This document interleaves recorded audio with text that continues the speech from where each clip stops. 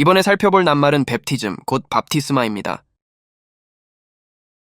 그러므로 우리가 밥티스마에 의해 죽음 안으로 그분과 함께 매장되었으니 그것은 크리스토스께서 아버지의 영광에 의해 죽은 자들로부터 일으켜 세워지셨듯이 마찬가지로 우리 역시 생명의 새로움 안에서 걷게 하려는 것입니다.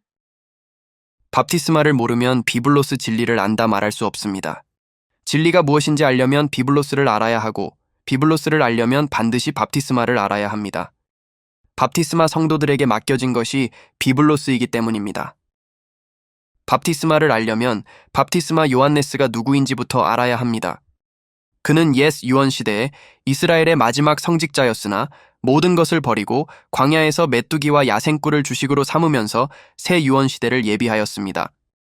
그의 주 임무는 물로 밥티스마를 주는 것이었는데 그것은 모세스법에 따른 정결례가 아닌 전혀 새로운 어떤 것이었습니다.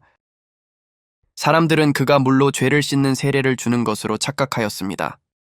하지만 세례로 죄를 씻는다 해도 돌아서면 다시 죄를 짓기 때문에 진정한 회개가 성립되지 않습니다.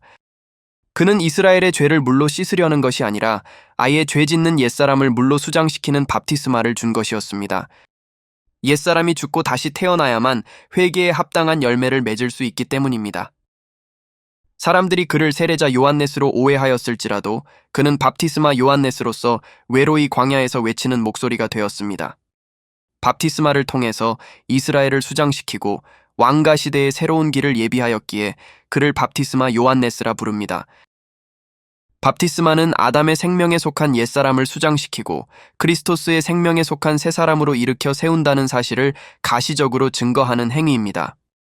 첫 창조가 물로 시작되었으므로 물의 죽음으로써 첫 창조를 끝내는 마지막 매장 절차라 할 수 있는데 마지막이라 함은 옛유언 시대의 모든 종교의식들이 밥티스마로 마감되기 때문입니다. 밥티스마는 죽음의 장래인 수장으로 끝나지 않습니다. 물에 매장된 직후 물에서 일으켜 세워지기까지가 밥티스마입니다. 수장으로부터 일으켜 세워지는 것은 새로운 생명의 시작을 의미합니다.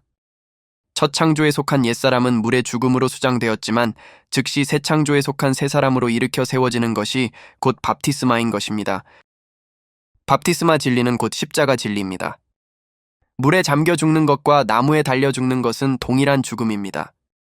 물에서 일으켜 세워지는 새 생명까지가 밥티스마이듯이 사흘 만에 부활하는 것까지가 십자가 진리입니다. 밥티스마 요한네스가 이스라엘과 왕가를 하나로 연결하였듯이 주 예수스의 십자가가 옛유언에 속한 이스라엘과 새유언에 속한 왕가를 하나로 만들어 한 가족, 한 민족이 되게 하였습니다. 밥티스마는 명령의 진리입니다. 삶과 죽음을 좌우하고 옛 생명과 새 생명을 결정짓는 명령의 진리인 만큼 최초의 명령 그대로 밥티스마라고 음역을 하는 것이 맞습니다. 최초의 지상명령은 그리스어로 주어졌는데 그 내용은 밥티스마를 주고 비블로스를 살펴 지키라는 것이었습니다. 세례는 물을 뿌려 씻는 정결례로 비블로스의 밥티스마와는 의미도 다르고 내용도 다를 뿐 아니라 아예 그 뿌리 자체가 다릅니다. 세례는 비블로스에서 나온 것이 아닌 바빌론 종교의 인신제물 악습에서 비롯되었습니다. 사람을 인신제물로 바치기 직전에 이마에 물을 뿌려 정결케 하는 종교의식이 세례의 시초였습니다. 특히 유아를 인신제물로 바치는 일이 당시에 성행하였는데 거기에서 유아 세례가 생겨났습니다. 로마 카톨릭의 혼합 종교 정책으로 인해 바빌론 종교 악습이 기독교 안으로 들어오면서 세례와 유아 세례가 기독교 안에 뿌리 내리게 된 것이었습니다. 비블로스 진리를 정확히 확인하지 않고 이교 신앙과의 혼합을 정당화하며 밥티스마와 비슷하다는 이유로 바빌론 종교의 세례 및 유아 세례로서 밥티스마 진리를 대체해버린 것이 기독교 역사의 진실입니다. 음역한 밥티스마인가 아니면 번역한 세례 혹은 침례인가의 차이가 대수롭지 않아 보이지만 그 사소해 보이는 낱말 차이 때문에 인류 역사상 최악의 대학살이 자행된 이유를 이제는 깊이 반성해 보아야 합니다.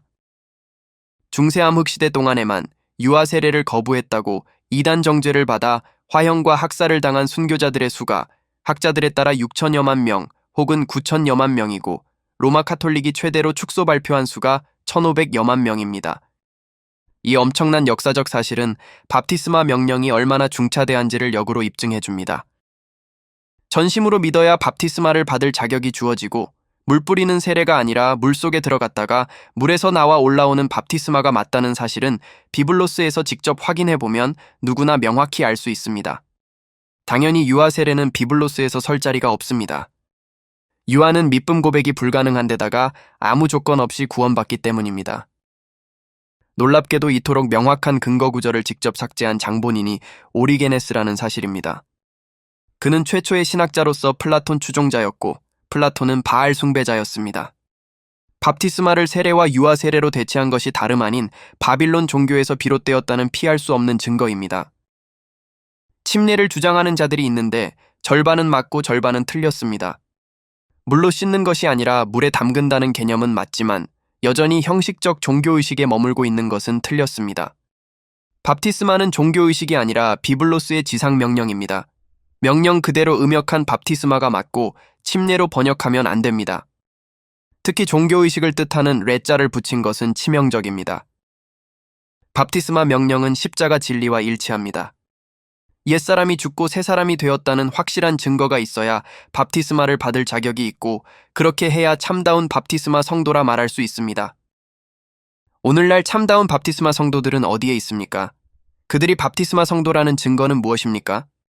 누구든지 비블로스를 직접 확인해보면 분명히 알 수 있습니다. 사도들의 활동들 8장 37절과 39절만 보아도 전심으로 믿어야 밥티스마를 받을 자격이 있고 물속에 들어갔다가 나오는 것이 맞다는 사실을 확인할 수 있습니다. 뿐만 아니라 페트로스의 첫째 일반서신 3장 21절에서는 밥티스마가 육체의 더러움을 제거하는 것이 아니라고 분명히 밝혔습니다. 즉 정결례인 세례가 결코 아니라는 것입니다. 또한 형식적인 입교 절차가 아니라 착한 엘성의 응답이 밥티스마라고 했습니다.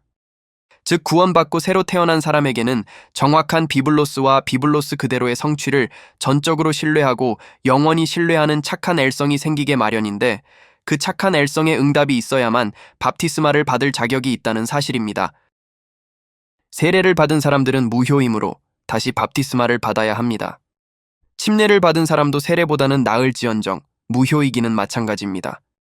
다시금 비블로스 진리대로 밥티스마를 받아야 합니다. 그래야 참다운 밥티스마 성도로 인정받을 수 있습니다.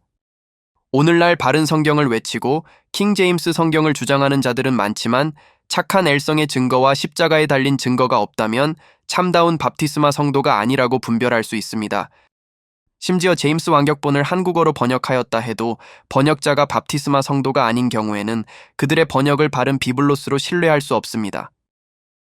밥티스마 성도가 번역한 비블로스만이 바른 비블로스입니다. 그만큼 밥티스마와 비블로스는 떼려야 뗄 수 없는 관계입니다. 지상명령의 골자가 밥티스마와 비블로스 살펴지키기인 이유가 거기에 있습니다.